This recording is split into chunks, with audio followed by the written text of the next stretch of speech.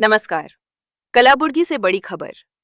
कलाबुर्गी police ने आज एक के बाद एक 3 बड़े ऐलान किए हैं। एक तरफ जहां इंटरस्टेट चोरों का पर्दाफाश हुआ है, वहीं अब कलाबुर्गी की सड़कों पर एआई आर्टिफिशियल इंटेलिजेंस की तीसरी आंख का पहरा होगा।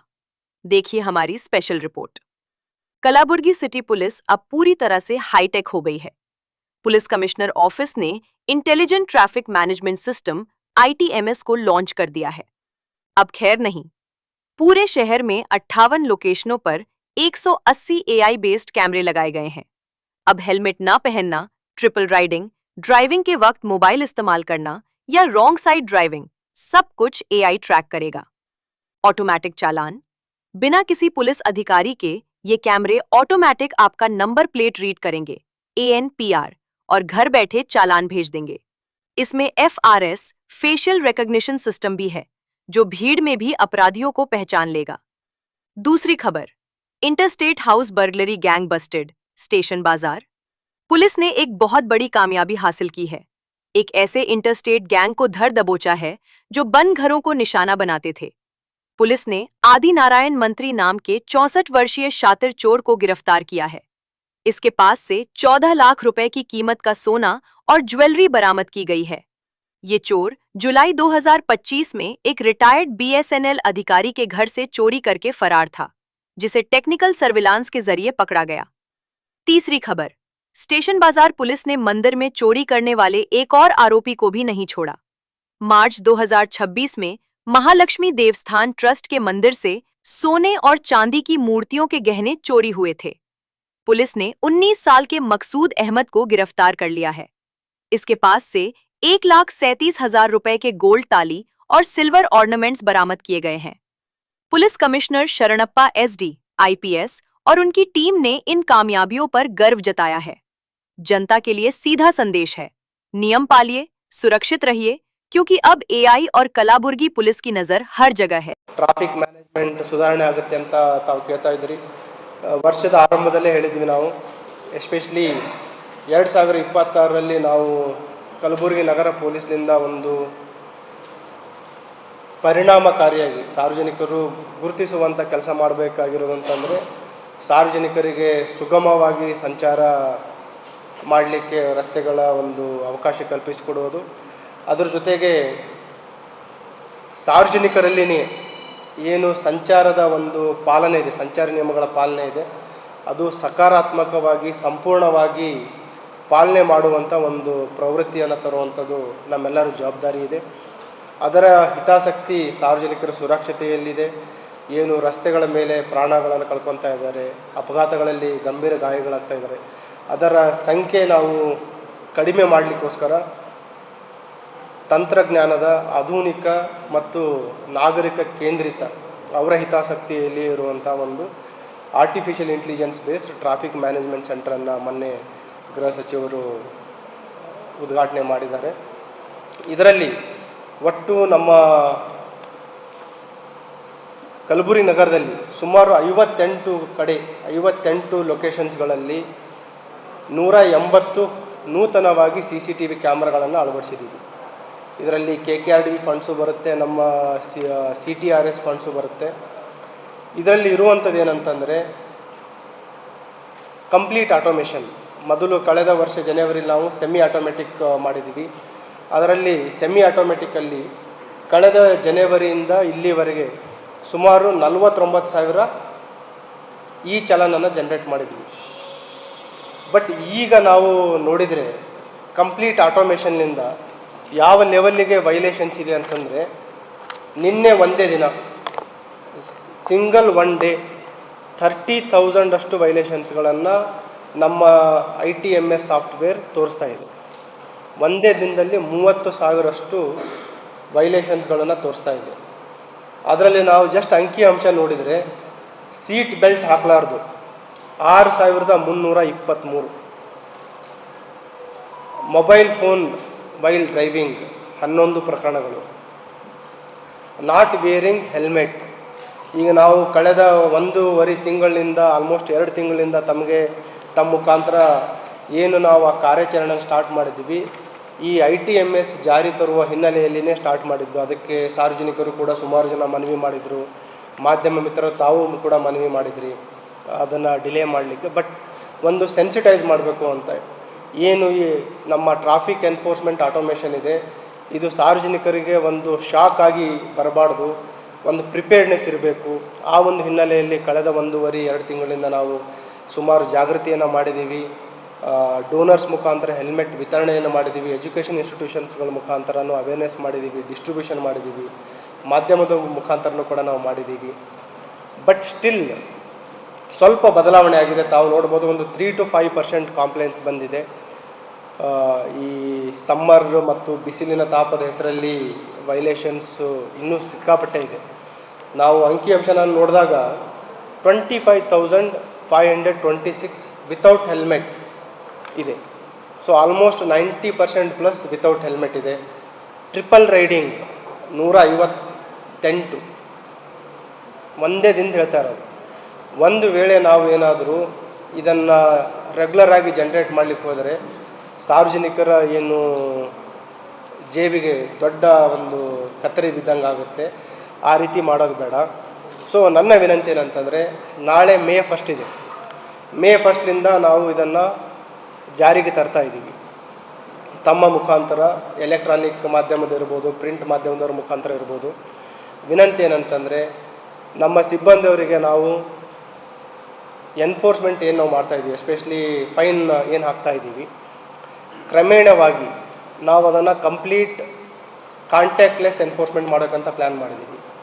ಕಾಂಟ್ಯಾಕ್ಟ್ಲೆಸ್ ಅಂತಂದರೆ, ನಾವು ನಿಮಗೆ ಸಿಬ್ಬಂದಿಯವರು ತಡೆದು ಫೈನ್ ಕಟ್ಟಿ ಅಂತ ಹೇಳೋದನ್ನು ನಾವು ಮುಂದಿನ ಕೆಲವು ದಿನಗಳಲ್ಲಿ ಅದನ್ನು ಕಂಪ್ಲೀಟ್ ನಿಲ್ಲಿಸ್ತೀವಿ. ಸೊ ಈಗ ಮುಂದಿನ ದಿನಗಳಲ್ಲಿ ITMS ಪ್ಲಸ್ ಈಗೇನಿದೆ ಇದು ಒಂದು 50-50 ರೇಷಿಯೋದಲ್ಲಿ ಸ್ಟಾರ್ಟ್ ಮಾಡ್ತೀವಿ. ಮುಂದಿನ ದಿನಗಳಲ್ಲಿ ಕಂಪ್ಲೀಟ್ ನಾವು ಆಟೋಮೆಟಿಕ್ ಟ್ರಾಫಿಕ್ ಎನ್ಫೋರ್ಸ್ಮೆಂಟ್ ಅಥವಾ ಕಾಂಟ್ಯಾಕ್ಟ್ಲೆಸ್ ಎನ್ಫೋರ್ಸ್ಮೆಂಟಿಗೆ ಒಂದು ಉದ್ದೇಶವನ್ನು ಇಟ್ಕೊಂಡು ಇದನ್ನು ಜಾರಿಗೆ ತರ್ತಾ ಇದ್ದೀವಿ. ಇದು ಯಾವ ರೀತಿ ತಮಗೆ ಪರಿಣಾಮ ಆಗುತ್ತೆ, ಈ ಹೆಚ್ಚಿನದಾಗಿ ನಮಗೆ ಇಲ್ಲಿಯವರೆಗೆ ನಮಗೆ ದೊರಕಿರುವಂಥದ್ದು ಗಾಂಜಾ ಸಿಗ್ತಾ ಇತ್ತು. ಮತ್ತು ಕಳೆದ ವರ್ಷ ಈ ಅಂತಾರಾಜ್ಯ ಶೆಡ್ಯೂಲ್ H ಡ್ರಗ್ಸ್, ಈ ಟ್ಯಾಬ್ಲೆಟ್ಸು ಮತ್ತು ಸಿರಪ್ಸ್ ಒಂದು ಏನು ಟ್ರಾಫಿಕಿಂಗ್ ನಡೀತಾ ಇತ್ತು, ಅದ್ರ ಬಗ್ಗೆ ಕಾರ್ಯಾಚರಣೆಯನ್ನು ಮಾಡಿ ಸುಮಾರು 778 kg ವಶಪಡಿಸ್ಕೊಳ್ಳಲಾಗಿತ್ತು ಲಾಸ್ಟ್ ಇಯರ್. ಅದರ ನಂತರ ಅವ್ರ ಮೇಲೆ ಕಂಟಿನ್ಯೂಸ್ ಆಗಿ ವಾಚ್ ಮಾಡ್ತಾ ಇದ್ದೀವಿ. ಅದರ ಯಾವುದೇ ರೀತಿಯ ಒಂದು ಚಲನ ಬೆಳಕಿಗೆ ಬಂದಿಲ್ಲ. ಅದಲ್ಲದೆ ಈ ಅಕ್ಕಪಕ್ಕದ ಏನು ನಮ್ಮ ನೈಬರಿಂಗ್ ಬಾರ್ಡರ್ ಸ್ಟೇಟ್ಸ್ ಇದೆ ಮತ್ತು ಡಿಸ್ಟ್ರಿಕ್ಟ್ಸ್ ಇದೆ, ಅಲ್ಲಿನೂ ಕೂಡ ನಮ್ಮ ಒಂದು ಸರ್ವೆಲೆನ್ಸನ್ನು ಇನ್ಕ್ರೀಸ್ ಮಾಡಿದ್ದೀವಿ. ಅದರ ಒಂದು ಹಿನ್ನೆಲೆಯಲ್ಲಿ ಈ ಮಹಾರಾಷ್ಟ್ರದ ಒಬ್ಬ ಆರೋಪಿಯನ್ನು ಏನು ಸೋಲಾಪುರ್ ಮತ್ತು ಈ ಭಾಗದಲ್ಲಿ ಓಡಾಟ ಇತ್ತು, ಆ ಒಬ್ಬ ಆರೋಪಿಯನ್ನು ನಿನ್ನೆ ಚೌಕ್ ಪೊಲೀಸರು ಬಂಧನ ಮಾಡಿದ್ದಾರೆ. ಅವನ ಹತ್ರ 20 ಗ್ರಾಮ್ ಈ ಸಿಂಥೆಟಿಕ್ ಡ್ರಗ್ MDMA ಕ್ರಿಸ್ಟಲ್ ಸಿಕ್ಕಿದೆ.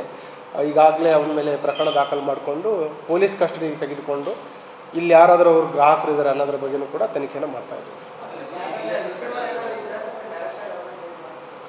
ಈಗ ಪ್ರಾಥಮಿಕವಾಗಿ ಕಲೆ ಹಾಕಿದ ಮಾಹಿತಿ ಪ್ರಕಾರ ಕೆಲವು ಅಕ್ಕಪಕ್ಕದ ಜಿಲ್ಲೆಯ ಕೆಲವು ಕನ್ಸ್ಯೂಮರ್ಸ್ ಬಂದು ಅವನ ಹತ್ರ ತೆಗೆದುಕೊಂಡಿದ್ರು ಇದ್ರ ಮೊದಲು. ಆ ಒಂದು ಹಿನ್ನೆಲೆಯಲ್ಲಿ ಅವನು ನಿನ್ನೆ ಇಲ್ಲಿ ಬಂದಿದ್ದ ಅಂತಿದೆ. ಅದಕ್ಕೆ ಅವನ ಒಂದು ಪೊಲೀಸ್ ಕಸ್ಟಡಿ ತೆಗೆದುಕೊಂಡಾಗ ಹೆಚ್ಚಿನ ಒಂದು ಮಾಹಿತಿಯನ್ನು ನಮಗೆ ಸಿಗುತ್ತೆ.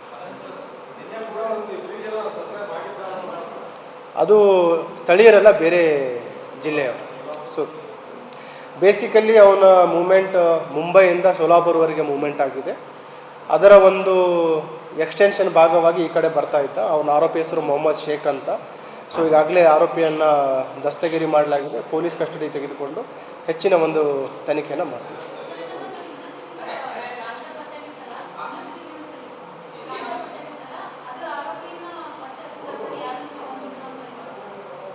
ಅದರಲ್ಲೂ ಕೂಡ ಪತ್ತೆಯಾಗಿದೆ. ಮೈಸೂರು ಒಬ್ಬನು ಲಿಂಕ್ ಸಿಕ್ಕಿದೆ, ಅದರಲ್ಲಿಯೂ ಕೂಡ ತನಿಖೆ ಮುಂದುವರಿತಾ ಇದೆ. ಮೊಹಮ್ಮದ್ ಶೇಖ್ ಅಂತ ಮುಂಬೈನಿಂದ ಬಂದಿರುವಂಥದ್ದು. ಇಲ್ಲಿ ಕಲಬುರಗಿಯಲ್ಲಿಲ್ಲ. ಈಗ ಕೆಲವು ಮಾಹಿತಿನ ನೀಡಿದ್ದಾನೆ, ಬಟ್ ಅದನ್ನು ನಿಖರವಾಗಿ ತಿಳಿದುಕೊಳ್ಬೇಕಾಗುತ್ತೆ. ಸೊ ಹಾಗಾಗಿ ಪೊಲೀಸ್ ಕಸ್ಟಡಿ ತೆಗೆದುಕೊಂಡು ಹೆಚ್ಚಿನ ಮಾಹಿತಿಯನ್ನು ತಮ್ಮ ತಿಳಿಸ್ತೀವಿ.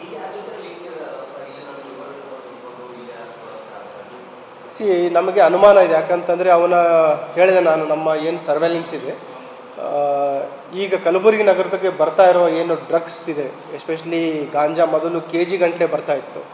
ತಾವೇ ನೋಡ್ತಾ ಇದ್ರಿ, ಈಗ Caesar has reduce to grams, 100 gram, 500 gram, 300 gram ಇವೆಲ್ಲ ಸಿಗ್ತಾ ಇದೆ.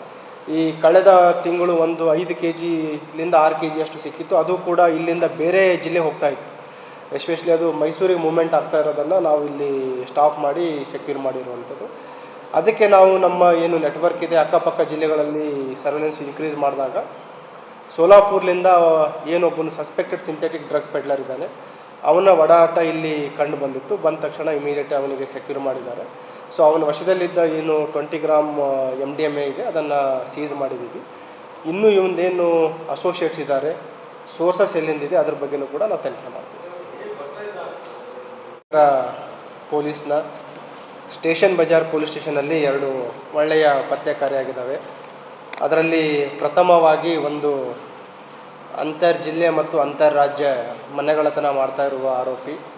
ಈಗಾಗಲೇ ಕಳೆದ ವರ್ಷವೂ ನನ್ನ ಬಂಧಿಸಲಾಗಿತ್ತು. ಮಂತ್ರಿ ಶಂಕರ್ ಅಂತ ತಮ್ಮೆಲ್ಲ ಗುರುತಿದೆ. ಅವನ ಮೇಲೆ ಸುಮಾರು 240ಕ್ಕಿಂತ ಹೆಚ್ಚು ಅಪರಾಧಗಳಲ್ಲಿ ಅವನು ಭಾಗಿಯಾಗಿದ್ದಾನೆ. ಕಳೆದ ವರ್ಷ ಅಶೋಕ್ ನಗರ ಪೊಲೀಸ್ ಸ್ಟೇಷನ್ ತಂಡ ಬಂಧನ ಮಾಡಿದರು.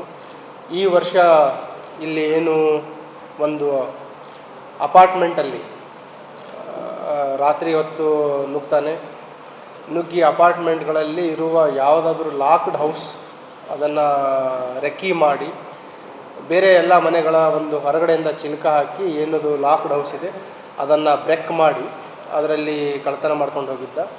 ಅದಲ್ಲಿ ತಕ್ಷಣ ನಮ್ಮ ಅಧಿಕಾರಿಗಳು ಸ್ಥಳ ಪರಿಶೀಲನೆ ಮಾಡಿದಾಗ ದೊರೆತ ವೈಜ್ಞಾನಿಕ ಸಾಕ್ಷ್ಯಾಧಾರಗಳ ಮೇರೆಗೆ ಅವನನ್ನು ಮತ್ತೆ ಬಂಧನ ಮಾಡಿದ್ದಾರೆ. ಅವನ ಬಂಧನದಿಂದ ಸುಮಾರು 10 ತೊಲಿ ಗೋಲ್ಡ್ ಏನು ಕಳ್ಳತನ ಆಗಿತ್ತು ಅದನ್ನು ಸುಮಾರು 14 ಲಕ್ಷ ಬೆಲೆ ಬಾಳುವ ಚಿನ್ನಾಭರಣಗಳನ್ನು ವಶಪಡಿಸ್ಕೊಂಡಿದ್ದಾರೆ. ಅದಕ್ಕೆ ನಾನು ಎಂಟೈರ್ ತಂಡಕ್ಕೆ inspector station Bazaar ACP south ಮತ್ತು DCP ಕ್ರೈಮ್ ಅವ್ರ ಜೊತೆಗೆ ಅಪರಾಧ ದಳದ ಸಿಬ್ಬಂದಿಯವರಿಗೂ ಕೂಡ ನಾನು ಅಭಿನಂದನೆಗಳನ್ನು ಮತ್ತು ಪ್ರಶಂಸನೆಗಳನ್ನು ಸಲ್ಲಿಸ್ತಾ ಇದ್ದೀನಿ.